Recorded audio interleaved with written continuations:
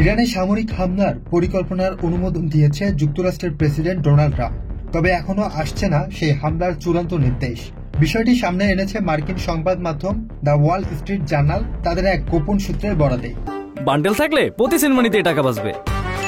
বিকাশ send money bundle কিনে জিতুন প্রতি লেনদেনে। প্রতিবেদনে জানানো হয়, গত মঙ্গলবার শীর্ষ নিরাপত্তা ও প্রতিরক্ষা কর্মকর্তাদের এই সিদ্ধান্তের কথা জানিয়েছেন ট্রাম্প। তবে তিনি আপাতত অপেক্ষা করছেন ইরান তাদের পারমাণবিক কর্মসূচি থেকে সরে আসবে কিনা। হামলা সম্ভাব্য মূল লক্ষ্য হিসেবে উল্লেখ করা হয়েছে ইরানের অতি সুরক্ষিত ফার্দো পারমাণবিক কেন্দ্রকে।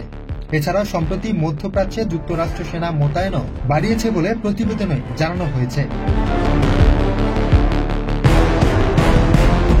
তবে চূড়ান্ত হামলা ডোনাল্ড ট্রাম্প কবে করবে, আদৌ করবে কিনা সে বিষয়ে ধোঁয়াশা রেখেছেন। এদিকে ইরানের দাবি, ফাত্তা নামের হাইপারসনিক ক্ষেপণাস্ত্রগুলো ইসরায়েলের আকাশ প্রতিরক্ষা ব্যবস্থা ভেদ করে সফলভাবে প্রবেশ করেছে। ফাত্তা ক্ষেপণাস্ত্রটি প্রথম 2023 সালে উন্মোচিত হয়েছিল এবং ইরানের সর্বোচ্চ নেতা আলী খামেনির এর নামকরণ করেছিলেন।